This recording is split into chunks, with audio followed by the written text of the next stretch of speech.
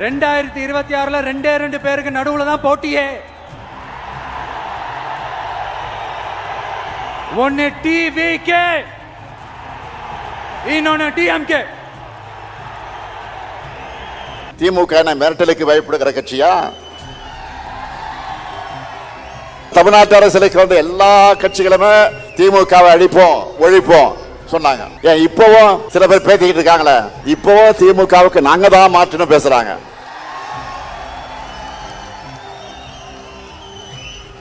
நான் பெருமையோடு சொல்றேன், இந்தியாவில் ஆயிரக்கணக்கான அரசியல் இயக்கங்கள் இருக்கு. எந்த இயக்கத்திலும் உங்களை மாதிரி கொள்கை உட ஒரு தொண்டர்கள் இருக்க மாட்டாங்க, இப்படி கடுமையா உழைக்க மாட்டாங்க.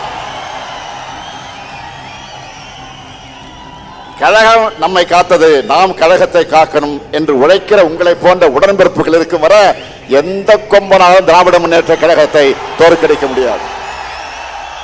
அதிமுக தொடங்கினப்போ நம்முடைய கொள்கை அண்ணாயிசம்னு சொன்னாங்க. அதை இப்ப பழனிசாமி அவர்கள் அடிமையிசம்னு மாத்தி அமித்ஷாவே சரணம்னு மொத்தமா சரண்டர் ஆகிட்டார். முழுசா நடந்த பிறகு முக்காடு எதுக்குன்னு கேட்பாங்க. அந்த மாதிரி நேற்று டெல்லியில கார் மாறி மாறி போன பழனிசாமியை பார்த்து இப்ப எல்லாரும் என்ன சொல்றாங்க தெரியுமா? காலிலே விழுந்த பிறகு முகத்தை மூட கர்ச்சீஃப் எதுக்குன்னு தான் எல்லோரும் கேட்கறாங்க.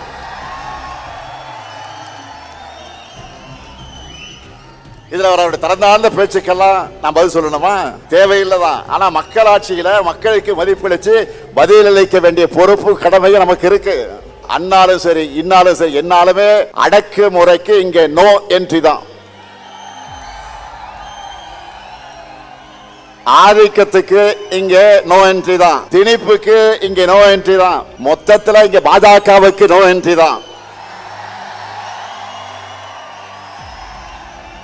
இது பெரியார், அண்ணா, கலைஞர் செதுக்கின தமிழ்நாடு.